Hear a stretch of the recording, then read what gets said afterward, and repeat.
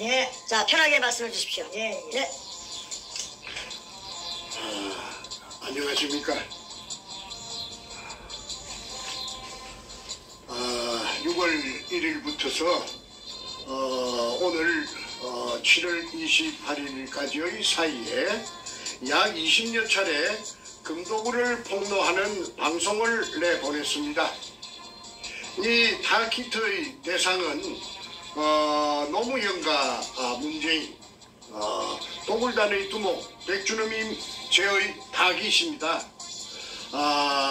부수적으로 근영의 서경석을 종교 깡패라고 제가 말했습니다.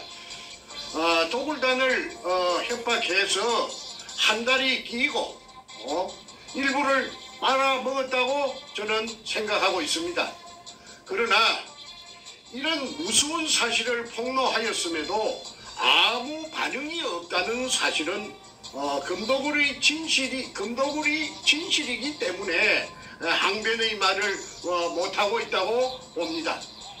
사실무근이라면 당장 명예훼손동으로 고소를 하여야 했는데도 불구하고 꿀먹은 봉오리로 등장하지 않는 것은 자신들의 행위가 더욱더 크로즈업될까 두려웠기 때문이라고 봅니다.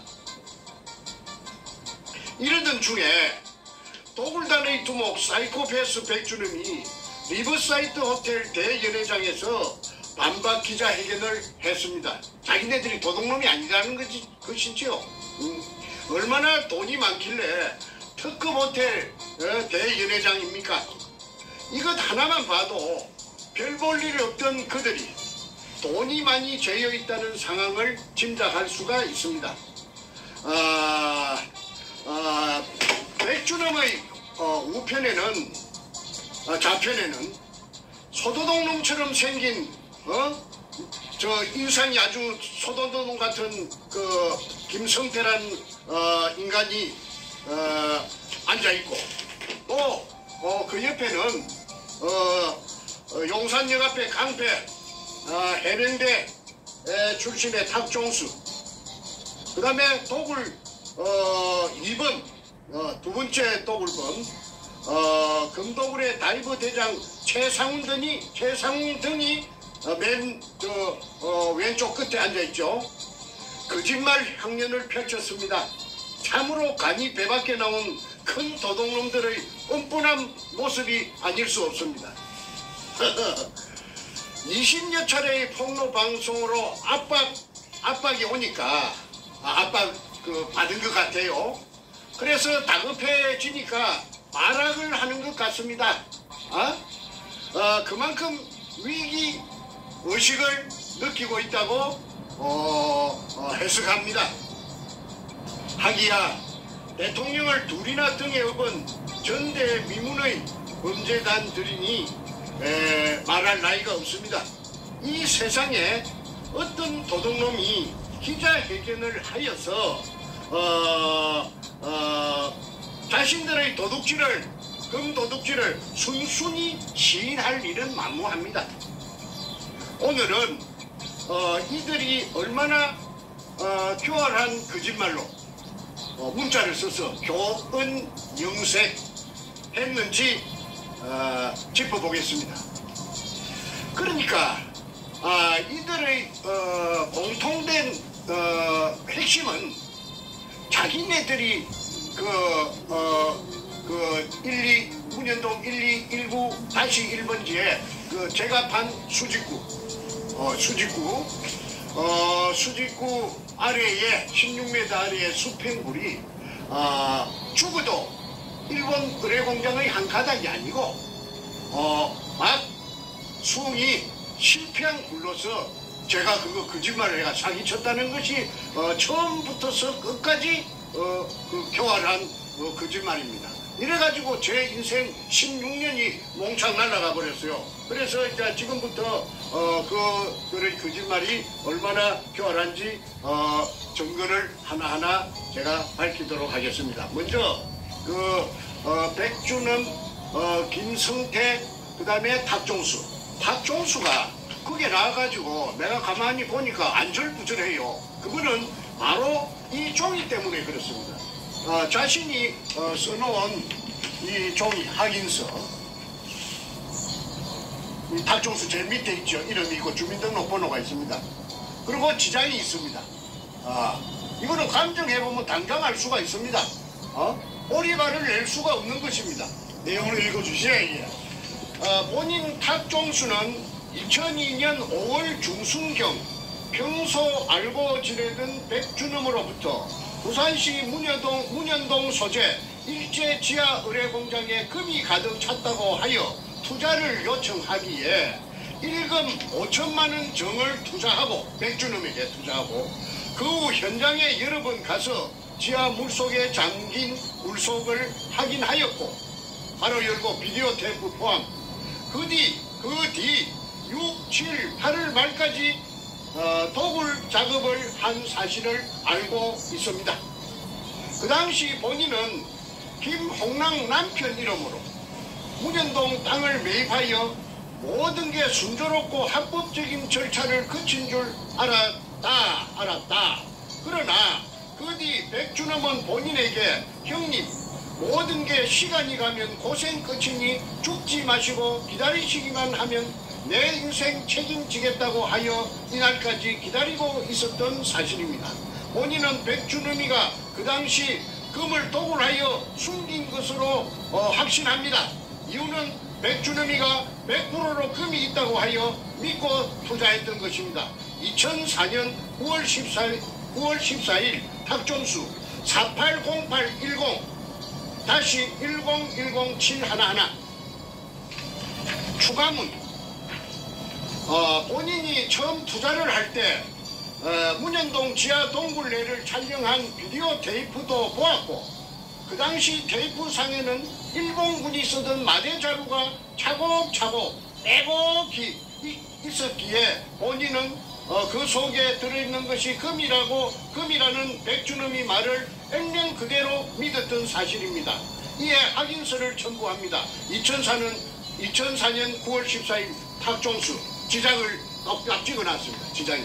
이 지장 감정하면은 탁종수 필적 감정하면은 이거는 탁종수가 썼는지 사실 여부를 알 수 있습니다. 2004년 9월 14일입니다. 그 다음에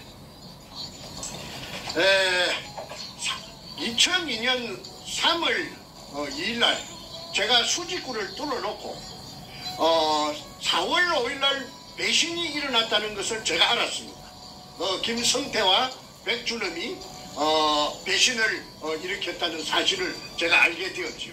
그런데 2002년 배신이 일어났으면은 자기네들 주장대로 할 것 같으면은 사기당했다고 지하 수평구리 박정희 대통령 이발사 박숭이 한 실패한 굴로 정충재가 사기쳤다고 할 것 같으면은 그래서 끝입니다.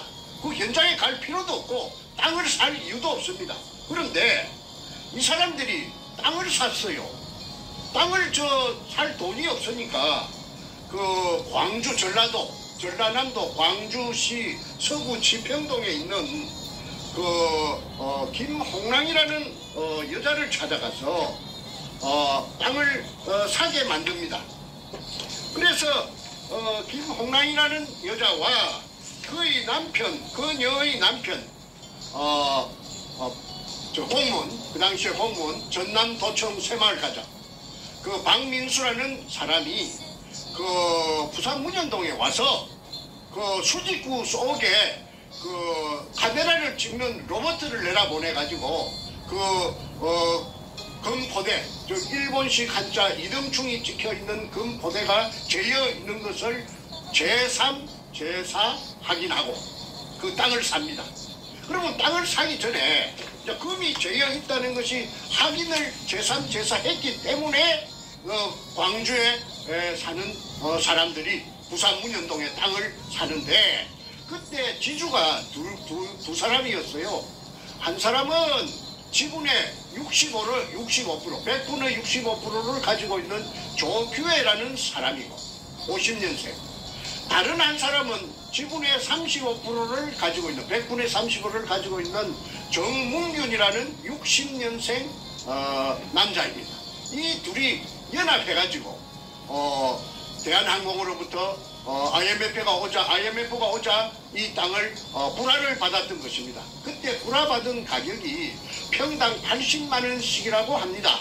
그런데 김홍랑이 급하게 살라고 하니까, 그 땅을 살라고 하니까 평당 80만 원에 산 땅을 불과 몇 달 만에 200만 원씩에 김홍랑에게 팔았는데, 한 사람은 정문균이는 100분의 35를 가지고 있는 정문균이는 자기는 안 팔겠다, 나는 금을 배당받겠다 해서 100분의 35를 고수했고, 조규혜는 50년생 조규혜는 팔겠다.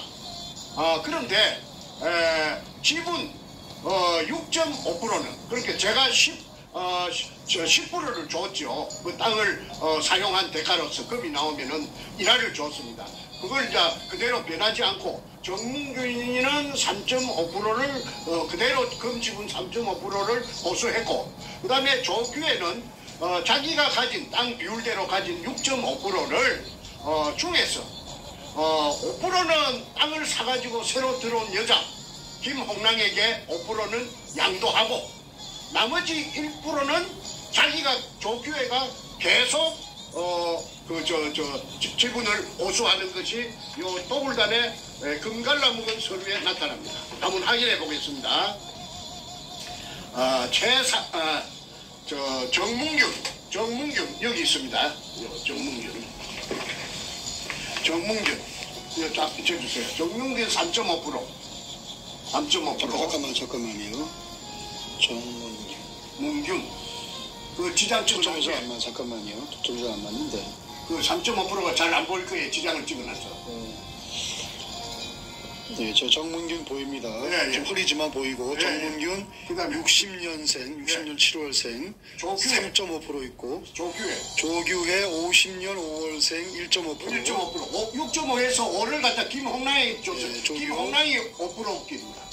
나왔습니까? 네, 나왔습니다. 김홍랑 5% 맞죠? 예.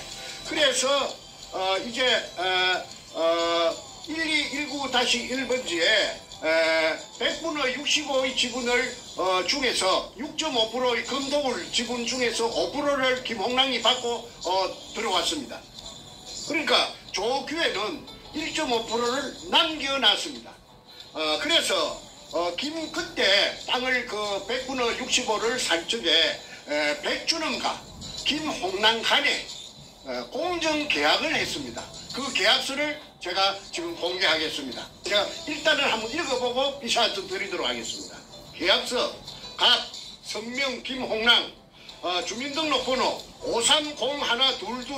5301222-2929410 주소 광주광역시 서구 지평동 1171-4 금호 쌍용 아파트 208동 1504호 을 백준원 주민등록번호 5801-1046711 주소 서울특별시 중구 해연동 1가 147-23 여기가 저 남산 아파트입니다.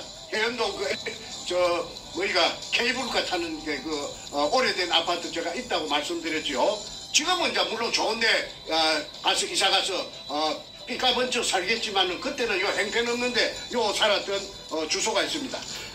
남산 아파트 615호 상기 2는 부동산 가로 열고 부산광역시 남구 문현사동 1219-1 및 5필지 등 토지 553평 1827제곱미터에 대한 토지 소유자와 한시 사용권자의 쌍방협약에 대한 계약인 제1조 토지 양도의 권리 토지의 소유자는 김홍랑 이하 갑이라 함이며 이는 백준원 이하 을이라 함의 희망적인 정보에 의해 갑이 판단한 바 그 실질적인 토지의 미래성 및 기타 사항에 있어 가능성을 실사하여 타진하고 매입했으며 이제 금이 있는 걸 알았다 이 말입니다. 의뢰공장이라는 걸 확인했다는 것이죠.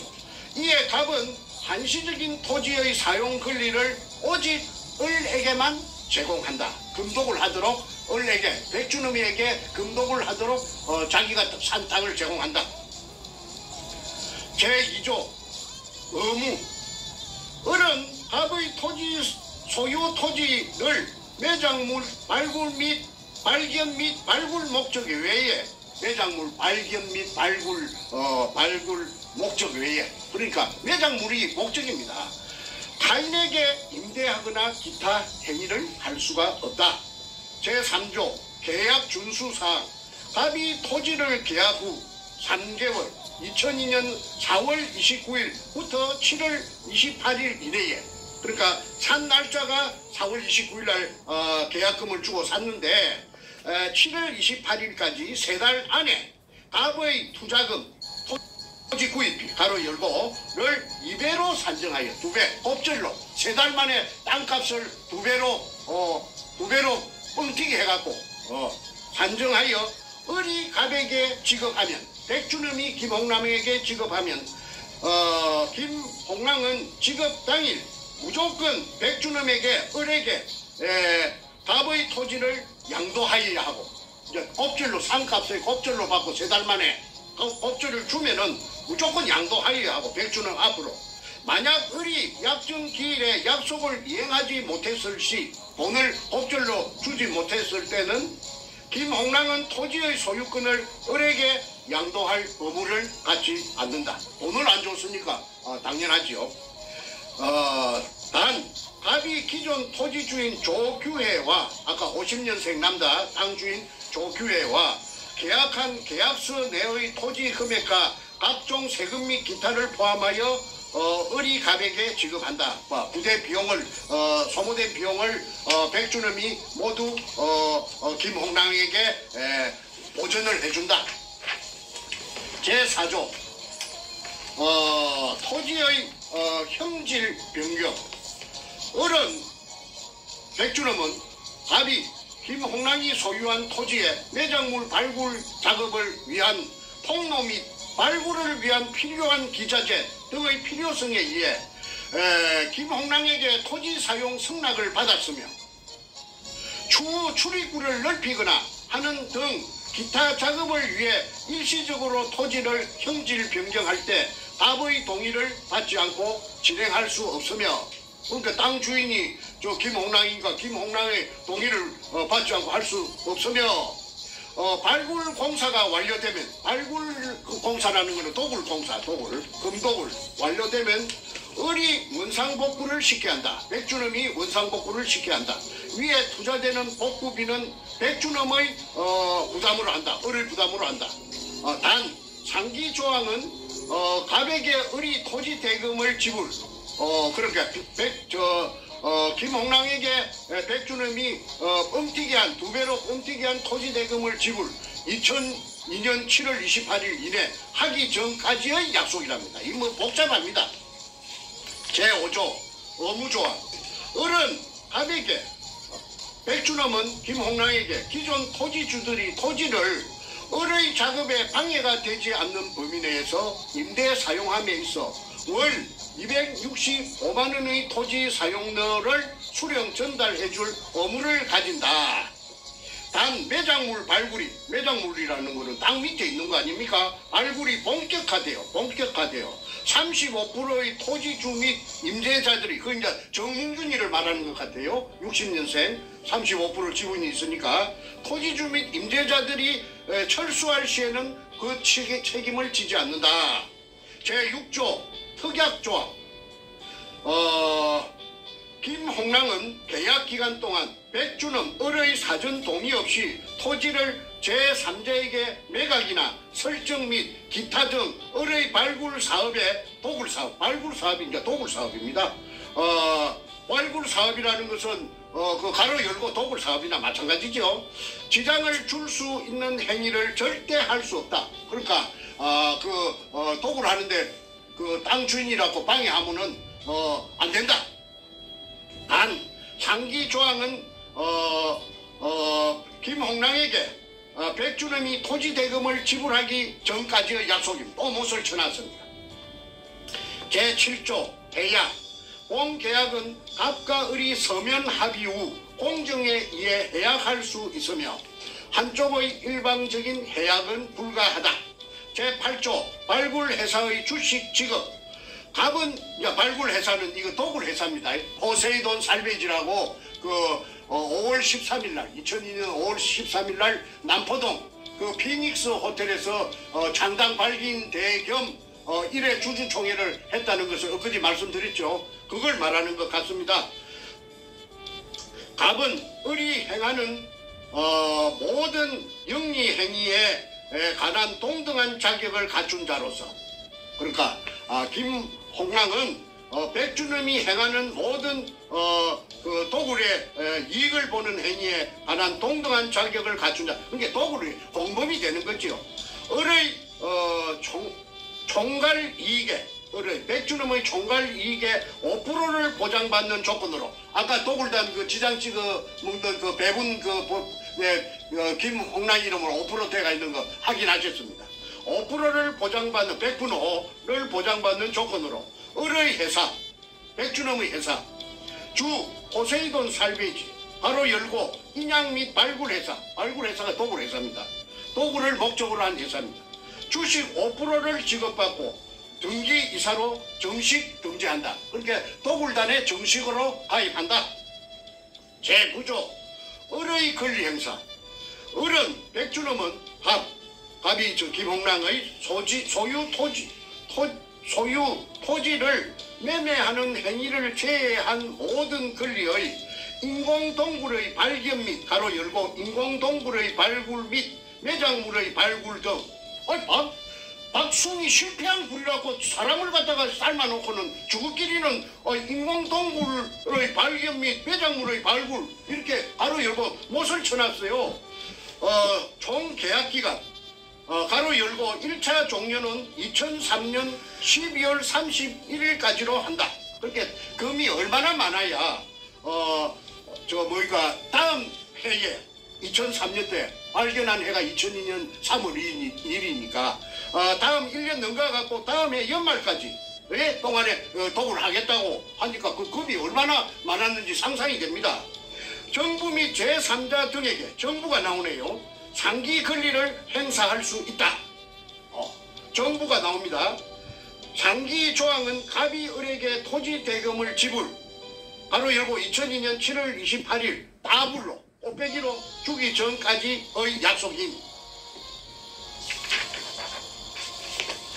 제10조 발굴회사 지분 대금. 을은 갑과 계약 후, 백준음은 김홍랑과 계약 후 열흘 이내에 주 포세이돈 살베이지, 포세이돈 살베이지는 아까 말씀드렸습니다. 남포동 피닉스 호텔에서 5월 13일 날 도굴 회사를 임시 주주총회를 하고 주주총회를 했다고 내가 아까 이야기. 그게 이제 도굴 범죄단입니다. 범죄단을 결성했다는 겁니다. 창업하여 회사 지분 5%를 갑에게 지불하여야 한다. 다시 한번 100분의 5를 금도굴의 100분의 5의 지분을 김홍랑에게 준다. 못을 쳐놨네요. 제11조 갑은 을이 발굴함에 있어 김홍랑은 백준음이 발굴함에 있어, 발굴이란 말은 도굴입니다, 추가 투자를 원하지 않는 것으로 한다. 제12조 을의 채무는, 백준음의 채무는 갑에게 어떠한 영향을 미치지 않는다. 제13조 을이 백준음입니다. 백준음이 주 포세이돈 살베이지 법인 등록 시 상기 계약 내용을 성계한다. 제14조 분쟁 조정. 갑과 을이 계약서에 명시되어 있지 않은 일에 의한 분쟁에 있어 이 계약서에 없는 조항에 분쟁이 일어나면 조정에 대한 협상은 양측의 대표가 사회의 상식적인 수순을 밟아 해결하되, 그래도 타결되지 않을 시에는 이 사건에 대한 분쟁의 해결은 서울지방법원으로 이의를 제기하기로 한다.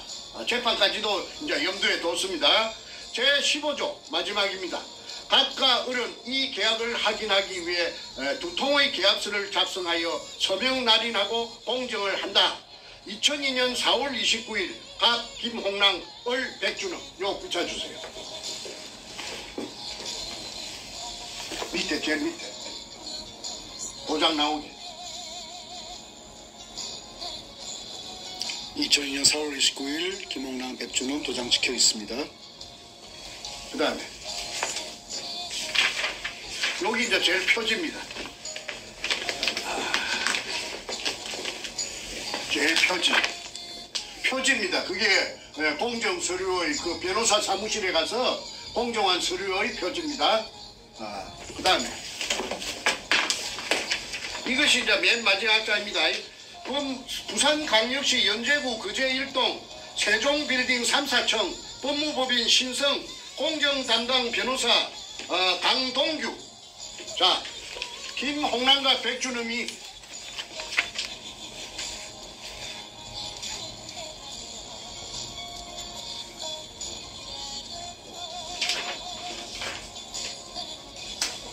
네, 됐습니다. 예, 이렇게 되어서 포세이돈 살베이지라는 도굴 회사를 만들고 저에게 제가 사기꾼이라고 그 한 사람들이 전부 다 그 도굴단의 그 멤버가 되었고 도굴 공범이 되었고 이제 다시 그 땅 주인 그 조규의 정문균이 그 합류하고 그 다음에 광주의 여자 기공사 이 기공사가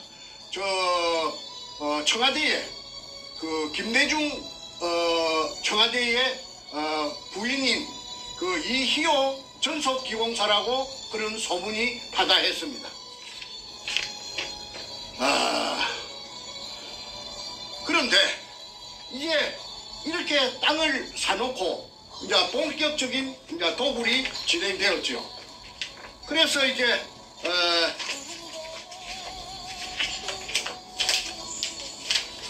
도굴 한 기구 요 좀 찍어주세요. 요 수직 상하 운반용 승강기입니다. 이걸 이제 그 우인치 시설을 해가지고 컨테이너 위에다가 천장에다가 이제 쇠막대를 용접을 해가지고 그게 우인치 시설을 해가지고 전기를 이어가지고 그 방금 그 기구를 가지고 그 금포대를 이동충이라는 그 금포대를 밤 새벽 3시까지 끄잡아 올렸답니다. 그래서 이거는 그 2002년 8월 말경에 현장에 제가 사람을 보내가지고 가니까 이 절벽 밑에 옹벽 밑에 널브러져가 있더랍니다. 벌겋게 녹을 뒤집어 쓰고 널브러져 갖고 있는 것을 찍었습니다. 그 다음에 자 아까 이제 다시 말씀드릴게요. 2002년 4월 5일 날 서울시청 후원에서 제가 배신이 일어난 줄 알았습니다. 그러고 나서 그 사람들하고 저하고는 그 사람들은 도굴단이 되고 저는 쫓기는 신세가 그들로부터 쫓기는 압박받는 신세가 되고 손에 가진 정권은 없고 이제 이거 뭐이가 루비콘 강을 한번 건너가면은 다시는 이제 돌아올 수 없습니다. 만날 수가 없습니다. 그런데 이제 이 땅도 사고 아까 4월 26일 날 땅도 4월 29일 날 땅도 사고 그 다음에 이제 5월 말부터서 제가 본격적으로 도굴이 진행되었다고 했습니다. 그런데 5월 말기에 도굴을 하려고 그러면은 고사를 지냅니다.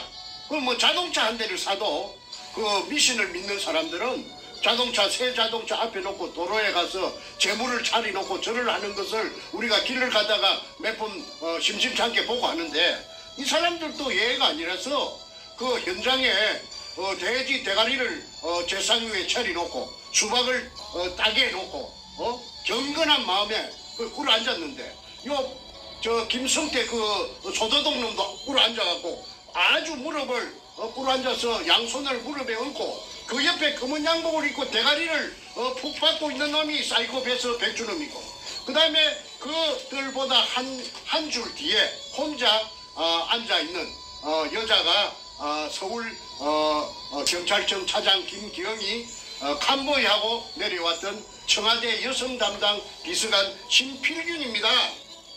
그리고 그 흰옷을 입고 서가 있는 그 여자가 이제 무당이고 무당이 이날 한 10명 왔답니다. 그 사진을 공개하겠습니다. 이 책에 이 황금 백합 작전 책에 다 올라 있어요. 아이고 어디 아이고. 척추 보존 치료는 자생 한방병원.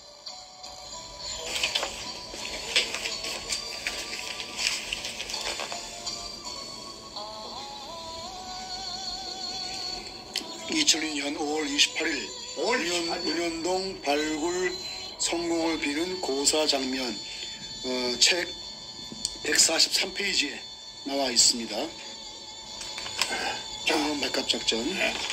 자, 그 다음에 아,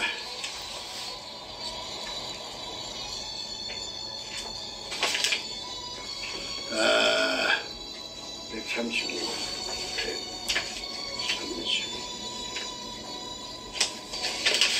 이 구멍을 제가 뚫은 구멍입니다. 이게 직경 60cm로 지하 안반층 16m를 뚫었는데 지하 4m부터서 물입니다. 그 물이 보입니다. 규격화된 KS 사다리 철물점에 파는 거 2m짜리 2개를 연결해야 그 수면에 도달합니다. 그래서 4m 밑에 붙어서 물입니다. 12m를 내려가야 수평물의 천정이 나옵니다. 사진은 문현동 기습작전 당시의 수직구에서 책 135페이지에 찍혀 있습니다. 황금 백합작전. 자, 그 다음에 엊그제 제가 말씀드린데 물이 올라오는 장면이 이 사진에 있습니다. 물이 3시간 반 동안 분출되었다는 그 사진이 그 있죠. 책 103페이지에 보시면은 분출. 수직굴 본수 분출 광경에서 3시간 반 동안 품었습니다. 물이 올라오는 사진이 물 기둥이 매우 선명하게 찍혀 있습니다. 예.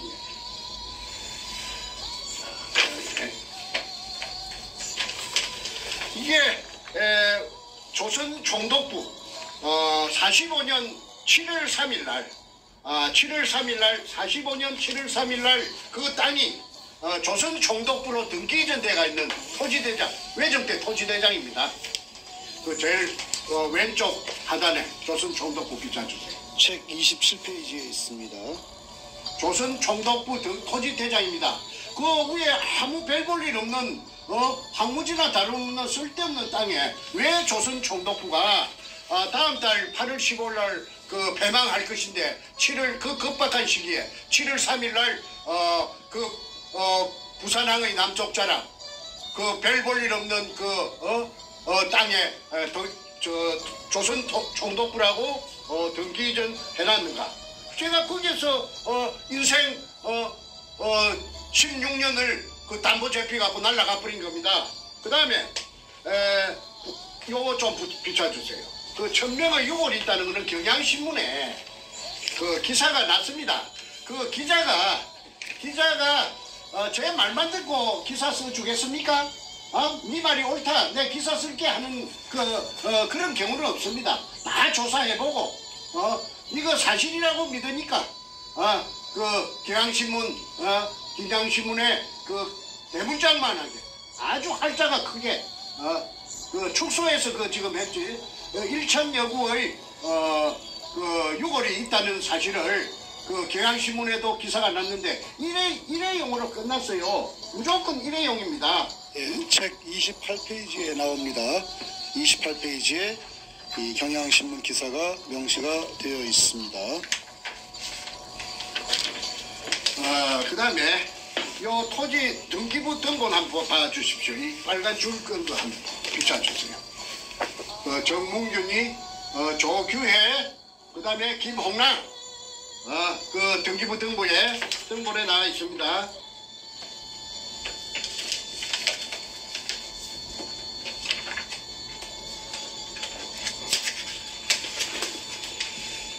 내용 좀 읽어주시죠.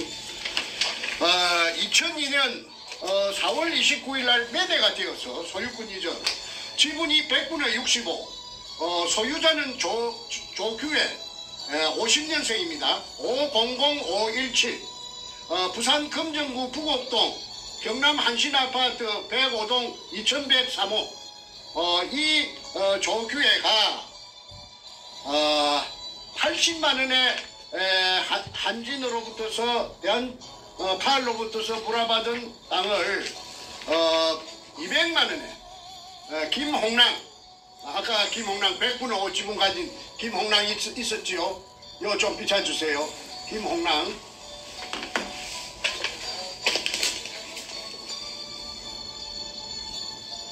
광주 서구 치평동 금호 아파트에 사는 여자 김홍랑에게 100분의 65를 200만원씩에 팔았고, 그 다음에 정몽주이라는 60년생 이놈은 도굴의 금에 대해서 전설처럼 내려오는 금에 대해서 욕심이 발동했기 때문에 팔지 않고 금 지분을 이익 배당을 받겠다 해서 35%를 보수하고 이렇게 이제 포세이돈 살베이지라는 회사가 되었습니다. 그리고 여기서 참 재밌는 게 하나 있습니다. 제 동생이 제가 5형제 중에 장남인데 제 둘째 동생이 정간재라고 53년생이 있어요. 벤티. 그런데 그 정간재가 아무 상관도 없습니다. 그 운현동 땅하고 아무 상관도 없고 금도굴하고 아무 상관도 없는 정간재를 끌어들여 가지고 정간재를 꼬시기 위해서 지불각서를 써줍니다. 아마 경찰이 없었으니까 앞으로 주겠다는 약속으로서 김성태가 자필로서 써준 지불각서가 저에게 있습니다. 그러니까 이게 정간재에게, 맨 밑에 정간재에게 일금 1000만원을 일금 1000만. 그런데 김성태도 금융불량자고 정간재도 금융불량자인데 금융불량자 둘이끼리 식용불량자 둘이끼리 1000만원을 주겠다고 지불각서를 써줍니다. 제가 읽어드리겠습니다. 지불각서 일금 1천만원. 위 금액을 주 포세이돈 살베지의 본인 지분이 매각되면 지불할 것을 각서함. 단 회사의 이게 뭐라 씁니까? 발전과 본인의 업무와 체면에 협조하는 조건임. 2002년 5월 24일 김성태죠 이게. 그리고 이제 책에는 가명으로 해야 되기 때문에 김성준으로 되어 있습니다만은 책 138페이지에 나와 있습니다. 그 자필입니다. 김성태. 자, 그래서 이것이 2002년 5월 24일 날 아무 상관없는 정간재에게 김성태가 무슨 본인 지분이 매각되면 포세이돈 살베이지는 그 도굴 회사인데 도굴 회사에 그냥 자기가 돈이 없으니까 지분이 매각되면 지불할 것을 각서한다. 단 회사의 발전과 본인 전무랍니다. 전무. 포세이돈 살베이지의 전무의 업무와 체면에 그렇게 도굴 한다고 떠들고 다니지 말라. 입 다물는 조건으로서 1000만원 니한테 줄게. 언제까지 주느냐? 매각되면 지분이 매각되면 내일이라도 준다. 5월 24월 5일날 배신이 일어났는데 5월 24일날 내 친동생 내 밑에 오장 밑에 정간재에게 1천만원을 준다는 지불각서를 써놓은 것이 무엇을 의미하는지. 금이 없는데 이따위 짓을 하겠습니까? 그 교활한 놈이. 그리고 이제 제가 그 무렵에 대한항공으로 달려갔어요. 왜? 대한항공에서 불화를 받았기 때문에. 그 조규의 정문균이가.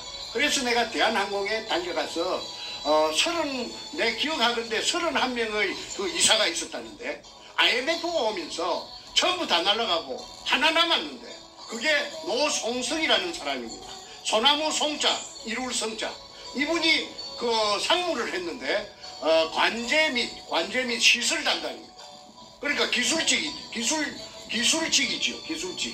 기술직인데 저하고 이야기를 해보니까 다 알아듣더라고요. 내가 그 땅 문현동이란 말은 내가 안 했는데. 그래서 이제 계약을 할 뻔하다가 대한항공하고 할 뻔하다가 홍콩 그 다음날 계약하자는 그 약속날에 홍콩 비행장에서 저 탈 하물기가 추락하는 바람에 그래서 그 무산이 된 적이 있습니다. 그랬기 때문에 노송성이라는 그 상무가 문현동인 줄은 모르고 어딘가에 있을 지하 의뢰공장에 대해서 세세하게 입력이 돼가 있는 상태니까 내가 그 사람을 찾아가서 자 지금 부산 문현동 갔습니다. 문현동에 의뢰공장이다. 그 사람이 놀랬지요. 그래서 그 도굴이 일어나고 있는 과정을 설명하니까 그분이 야 그러면 좋다. 이거 어마어마한 일인데 우리가 그 땅을 갖다가 다시 매입할 수가 있다. 우리가 다시 그 금이 나왔다면 우리 땅을 다시 매입해야 될 거 아니냐. 그 대신 조건이 하나 있다. 그 정 선생이 팠다는 그 수직구 밑에 그 일본 글자가 찍힌 항토색 마다리 포대가 그 속에 금이 든 것이 가득 찼다니까 그 사진 한 장만 찍어 온나. 그 한 장만 찍어 오면은 그래야 내가 회장한테 양호 회장한테 보고를 할 때 당신 뭘 믿고 그래요 하면 그 사진은 청내에 부이야 일사천리로 될 거 아니냐. 그래서 이제 제가 알았다 하고는 사진을 이제 찍기로 결심하고 수중 촬영을 전문적으로 하는 회사를 하나 찾아내가지고 경기도 일산에서 그래가지고 1톤짜리 추력에 자체 발전기가 있고 자동 카메라가 다 있는 그 차가 부산으로 현장에서 거창기업 그 앞에서 12시에 자정에 만나기로 했습니다. 그리고 왔더라고요. 그래서 이제 사전에 준비한 고압가스 절단기로 형식적으로 걸어놓은 그 대문에 그때부터 그놈들이 대문에 걸어놨습니다. 잠가놨습니다. 그걸 그냥 끼래는데 시간이 걸리니까 그만 고압 절단기로 가지고 절단하고 안에 들어갔습니다. 그때 한 30명의 청장년을 전부 태권도 유단자들인데 고수들인데 제가 동원해가지고 누구든지 방해 세력이 경찰은 말고 나타나면은 전부 대가리를 쪼개버리라. 내가 책임지겠다. 보글단이 나타날 거니까 일전을 불사하고 전쟁을 불사하고 그게 들어갔습니다. 그래서 그 컨테이너 덮어 씌워놓은 컨테이너도 그냥 문이 잠겨가 있으니까 소불할 만한 그 자물통을 채워놨더라고. 그래서 그것도 고압가스불로 그만 찢어가지고 문짝을 파쇄해서 드러내고 들어갔더니 아니 그게 완전히 그 수직구 뚜껑을 1cm 간격으로 보드나트로 쫙 쪼아나고 그 벽에는 잠수옷이 고무 잠수옷 검은 고무로 만든 잠수옷이 물이 덜 말라가고 전기불에 번쩍번쩍 하더라고요. 그걸 도굴단의 일원으로 그게 따라갔던 제 동생 정간재가 100분의 1로 받고 따라갔는데 같이 갔던 산청에 정재호라는 정간재 친구가 있습니다. 학벌이 시골에서 초등학교 나왔는데 이 사람이 자동차 본치는 기술자입니다. 근데 이 사람이 정간재하고 친구다 보니까 친구 따라 강남 간다고 부산 문현동에 도굴 현장에 같이 따라가서 종사를 한 적이 있습니다. 한 3달, 4달 동안 있었다고 하더라고요. 그래서 이 정재호가 이 도굴단에 폐행당하고 올라와가지고 그래가지고 얘가 희망이 뭐냐 하면은 자기가 어릴 때 꿈이 만화가가 되는 게 꿈이었대요. 그래서 만화를 많이 읽었는데 그림에 재주가 있는가 없는가는 몰라도 걔가 도굴단에 갔다 왔기 때문에 현장에 서너 달 있었기 때문에 그 현장의 상황을 그림으로 그려놓은 것을 제가 보여드리겠습니다. 이 좀 비춰주십시오.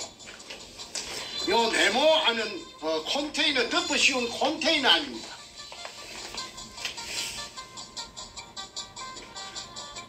컨테이너 안에 이제 위에 보면은 고무옷이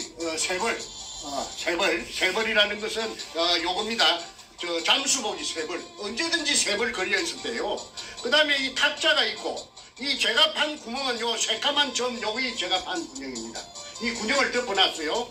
그 다음에 이 뭐 배터리도 있고 공구통도 있고 식탁 및 의자도 있고 우인치 시술도 있고 엘리베이터 발판 우인치용 스테인리스 호이스트 전기 작업선 에어호스 직경 1.5cm 기계 발전기 기계 양수기 그 다음에 컴프레셔 그 다음에 양수용 쇠파이프 길이가 1.5m 그 다음에 직경이 15cm 그 다음에 사람은 다이버는 그 좁은 직경 60cm한테 구멍에 내려갈 때는 이렇게 내려갔답니다. 발판만 있고 쇠몽디가 있는 요걸 타고 이렇게 다이버는 오르내리고 그 다음에 아까 그 검을 갖다가 인양할 때 그 사진 보셨죠? 그 수직 상하 운반용 성강기 이걸로서 검을 독을 하고 그 다음에 사람이 또 다이버가 올라올 때는 또 그 쇠막대 같은 거 발판만 있는 걸 타고 올라왔다고 정보를 제공해줘서 저는 그 산청에 경상도 지리산 밑에 앉아있어도 이 도굴단들이 돌아가는 것을 다 알 수가 있었습니다. 자, 그런데 이 어느 날 이제 아까 그 대한항공 이제 부산지사 대한항공 지사의 책임자하고 그 밑에 또 부주임하고 그 한 서너 명이 그 아까 그 발전기 내려갔을 적에 그 왔습니다. 그래서 이제 발전기가 카메라를 이제 돌려가지고 이제 물 속에 그 고압 그 전기 절단기를 갖고 뚜껑을 그 모더나트 풀 시간이 없으니까 옆구리를 쭉 찢으니까 그냥 촛농 녹듯이 해서 따까리를 떼내고 이제 잠수를 해서 이제 물 속에 들어갑니다. 물이 얼마나 맑은지 먼지 하나 없었습니다. 그래서 그때 들어가다가 12.58m에서 그러니까 16m 내려가야 되는데 12.58m에서 장애물이 나타났어요. 그 장애물이 나타난 시간이 이 날짜가 2002년 4월 27일이고 장애물이 나타난 시간이 새벽 1시 32분 59초입니다. 요 찍기가 있습니다. 요 시간하고 저 숫자가 찍기가 있죠.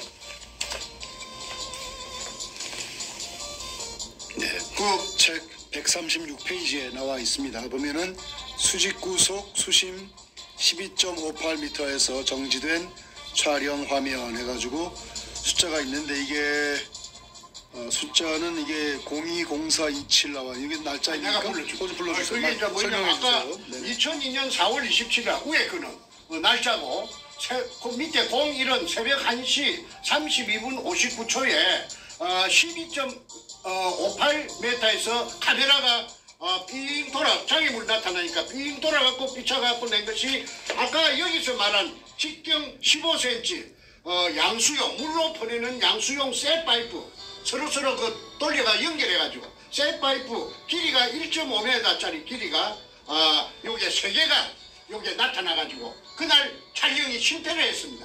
그러니까 이등충이라는 그 포대를 찍는 그 카메라도 못 내려오고 그 다음에 밤중에 절단하고 사람도 다이버도 못 내려오게 미리 이 쇠파이프 1.5m 길이의 쇠파이프 양수용 쇠파이프 직경 15cm짜리 3개를 쇠 줄로 연결해가지고 이렇게 이 배터리 답장에 설치를 해놨습니다. 자, 그 보여주실 때 이 초점을 얼굴에 맞췄기 때문에 카메라가 너무 앞으로 오면 안 보인답니다. 그러니까 그 보여주신 자료를 얼굴 옆에다 보여주시면 좋아요. 이쪽 얼굴 옆으로. 짝파가 여러분 이제 초점이 맞습니다. 네, 좋습니다.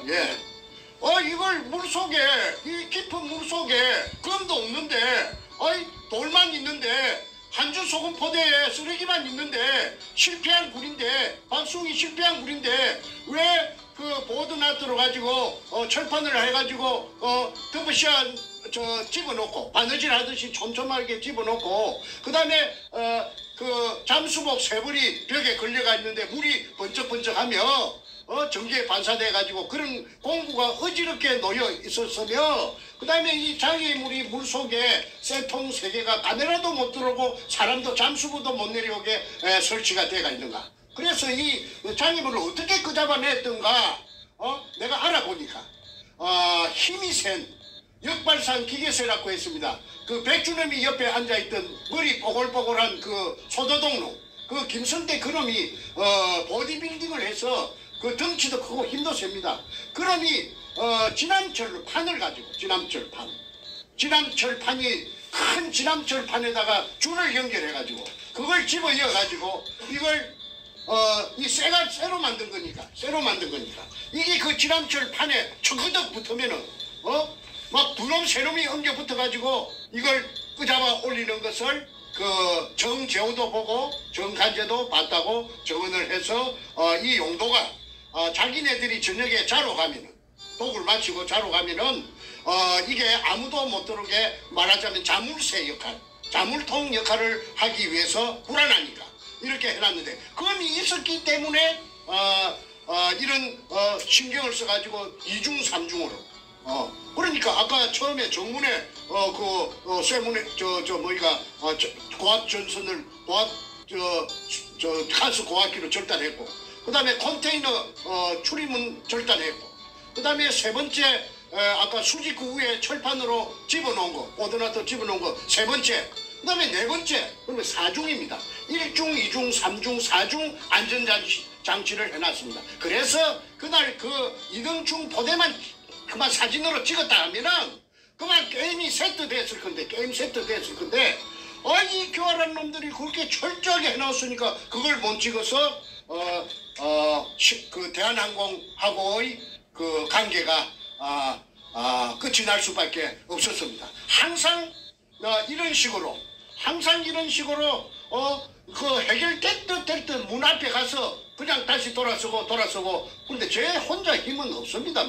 개인의 힘은 미약합니다. 그러니까 제가 그놈들은 그 김홍란이라는 그 여자가 땅도 사주고 그 위에 또 투자한 사람들이 많지요. 그 투자한 사람들이 많으니까 돈의 힘으로 가지고 또 세력 그 여럿이 힘으로 독을 단 있으니까 그러니까 내가 아무리 날고 기는 재주를 가지고 있다고 해도 제가 인부족 세부족으로 당할 수밖에 없었습니다. 그러던 차에 재밌는 게 하나 제 손에 들어왔어요.